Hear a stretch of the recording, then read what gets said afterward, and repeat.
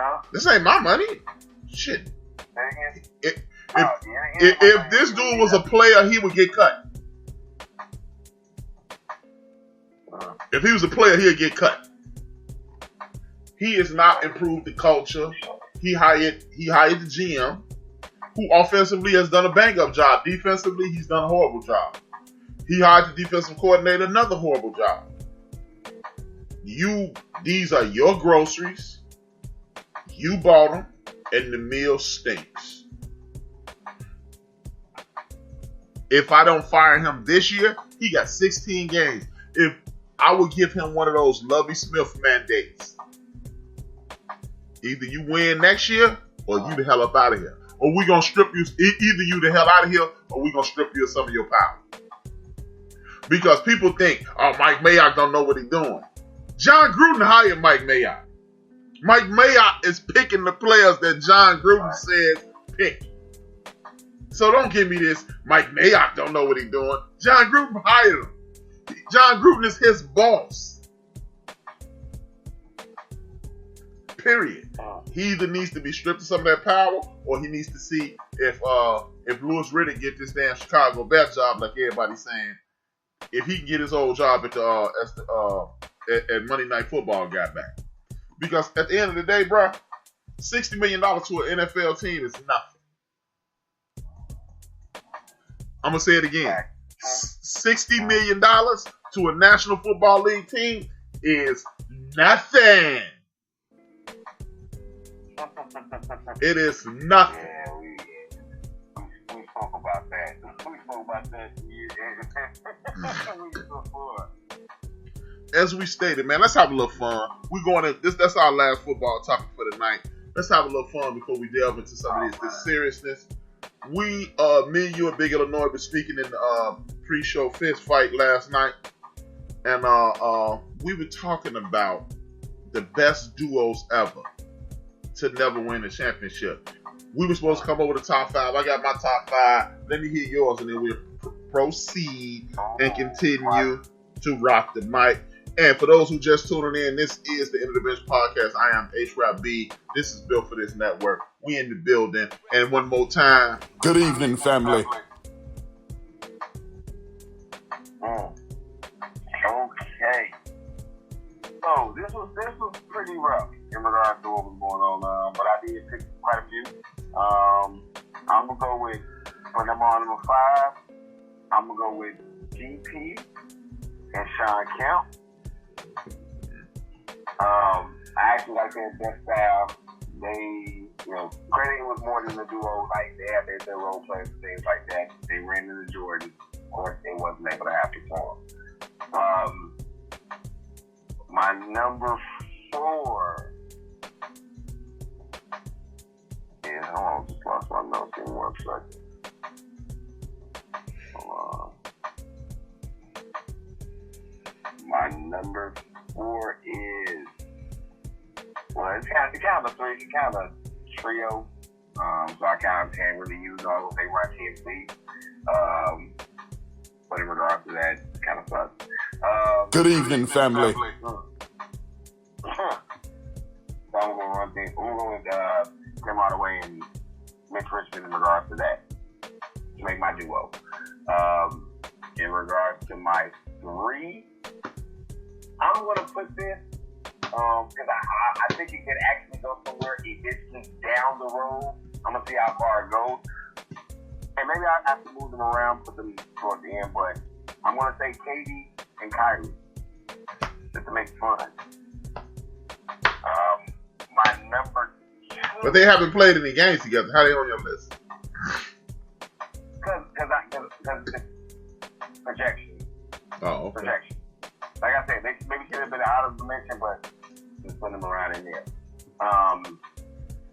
My number 2.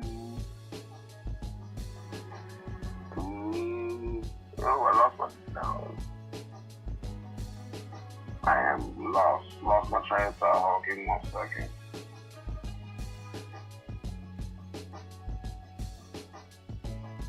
Oh, I am so sorry. Hold on, give me 1 second. Go ahead, John. I'll be right back with you. Okay. Got a little technical difficulties on my side. Oh, okay, no problem. Well, my number 5 is Paul Pierce and Antoine Walker. I think well, with the talent that they have, they should have put something together better than they did. They never got to the conference finals. But you talk about 2 NBA All-Stars, multiple-time NBA All-Stars, 2 dudes who can handle the ball, small forward, shooting guard / small forward, power forward. They should have been. They were a dynamic duo. For whatever reason, they could never get over the hump, but they were a dynamic duo. The True and Antoine Walker were very good. The next up is Alonzo Mourning and Tim Hardaway. Alonzo Mourning and Tim Hardaway were a formidable duo. Alonzo Mourning, Defensive Player of the Year. Tim Hardaway, killer crossover. One of the most explosive guards of his era.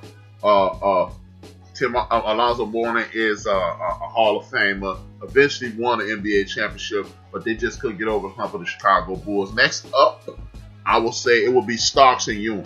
They almost got there. They got to the NBA Finals. John Starks had the worst night of his life. I'm not blaming him. You have bad nights. To me, I don't have a different definition of choking than other people. To me, choking is when you, like if John Starks was a dead-eye shooter, Steph Curry kind of shooter, and had that night, and he was double clutching and stuff like that. If he had a James Harden kind of night, then that's choking. When you just stroking it the same way you stroking and it's just not your night, I don't consider that choking. Choking is when you a 90% free throw, 85 to 90% free throw shooter, 85 to up free throw shooter. You go to the free throw line and brick them both, not miss them both, brick them both. A choke job is when you step out of what you normally do and you just have a horrible night. John Starks was not a shooter. He was a scorer. He was a streaky guy. He's the type of guy that if he got hot, he'd shoot the lights out. He wasn't hot that night, so I don't call it a choke. So that would be my number 3. Number 2 is Stockton Malone. I have very little respect for Karl Malone. Anybody who knows me know that. I understand he scored a boatload of points. I understand he won 2 league MVPs. I'm not impressed with him. Sean Kemp is impressed with him. All the rest of the guys, his peers, are impressed. I personally believe John Stockton made him. Hey, sue me at hrap_B on Twitter and on Instagram. Get at your boy if you want to. And my number 1 duo ever to never win is your number 5, and that would be the glove of Sean Kemp. I personally believe if they had a different coach, they would have won. George Karl is regimented. He's regimented. I don't think he was wavering. They called him a player's coach. I think he had a little too much old school in him, and I just don't think he's a championship caliber coach. He's the type of guy that gets you real close. He's Doug Collins. He's Rick Adelman. He's George Karl. Gets you there, but don't get you over the hump. I think that's why they didn't win. Point blank, period. Sean Kemp is arguably one of the best. He is one of the best power forwards of his era. People used to say, well, he just got those hops, but I remember Fat Sean Kemp making 2 All-Star teams in the Eastern Conference after he had lost all that athletic ability. So it has to be something there. I dig him, and Gary Payton goes without saying. The glove, Defensive Player of the Year, Olympian, World Champion with the Miami Heat. That's why I got them as my number 1 group in the universe who never won a championship. You got your list together? Yeah, I got it. I finally got it. Okay. And I'm doing a little revision as well. So I appreciate you for giving me the time. Sorry for the technical difficulties. Yeah. All right. So I am moving a couple things around. So I am going with my 5. I am still going to put them on here, KD and Kyrie, put them as number 5, only because of the projection. I do want to see how it's going to work. They say, hey, we're clutch together. We're going to see how it's going to work. I'm putting them in that category because they haven't won yet, but I do think it possibly can happen. So I'm going to put them as number 5. My number 4, I actually like what you did with that, the John Starks and John Starks and Patrick Ewing. So I'm going to put them right there. So I do appreciate that for helping me out with that. I'm going to put Starks and right there. As far as it goes, next, I'm going with Penny and Shaq. as far as it goes, those two were supposed to be a great dynamic duo. As far as it went, Shaq didn't feel like the team was about him anymore. He left. Hey, it happens. I am now moving up, putting up GP and Sean Kemp right there as my number 2. And my number 1 will be Stockton Malone. It's understandable. I mean, I don't look at Karl Malone the way everybody else looks at him. Karl Malone, Peyton Manning, and Brett Favre are a bit overrated to me. Not as much. Peyton Manning, not as much as Favre and Malone, but I think they're a little overrated because when you look at their resumes, there's no questioning what they've done. But when you watch them play in big games, it's far too many times I haven't seen them show up. That's why I have the issues I have with them. Point blank, period. Next up, the fun is over. I'm with that.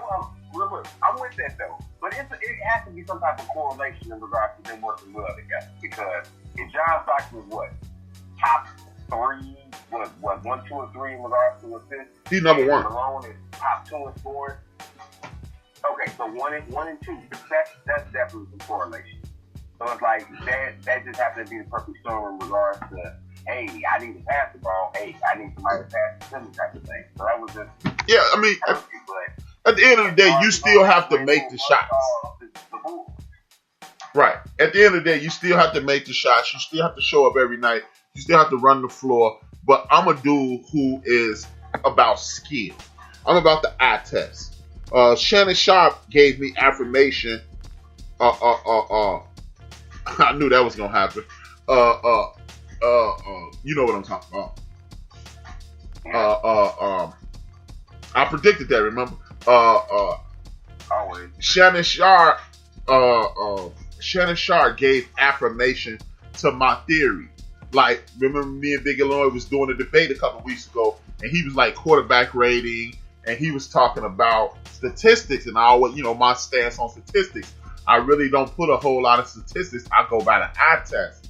And Skip was making this point the other day, and he was like, this guy's the highest rated. And he was like, yeah, but is he playing the best? And that's my mentality when it comes to statistics. Yeah, this guy may have scored more, but was he playing better? Like, hey, I'm a big LeBron fan. I'm a bigger Grant Hill fan. And this has zero bias. In my opinion, in regards to this, has zero bias. On paper, Grant Hill's numbers are not what LeBron's were. On the court, in regards to asserting himself and doing what you have to do, if LeBron James had more Grant Hill in him, there would be no question that he's the greatest player of all time. But has Grant Hill won average of 27, 30 a night and 8 and 9 rebounds? He was on the average, on his best years, he'd probably get you about 22, 25. He'd probably get you about 8 and 7 or 8 and 6. So on paper, LeBron is better than him. But I can remember one night, Alonzo Mourning tried to punk him. He banged on him and then body slammed. LeBron would never do that. And that's not a knock against LeBron. It's just not in his character. And it's also something that I picked up. I personally believe those things are not in LeBron because think about it like this, Joe, and then I'm going to shut up and you can respond to everything I just said. LeBron James had the most embarrassing loss of his life. And he came back and he was better. Grant Hill, when you go to college, and I've been saying this as long as I've been on the air, college basketball makes men out of boys. Because we've all, and by and large, we've seen some of the best players in college have heartbreaking losses. In college, first and foremost, everybody loves to go to the baseline jumper that Michael Jeffrey Jordan hit against Georgetown to seal the deal, right? But nobody talks about the night that Dan Dockich put that brother on ice. Yes, that Dan Dockich. Yes, big slow white ass University of Indiana Dan Dockich put Mike on ice. And Michael Jordan's career ended just like Jason Williams' career ended at Duke. At the free throw line, choke. But guess what? that made him become Michael Jordan.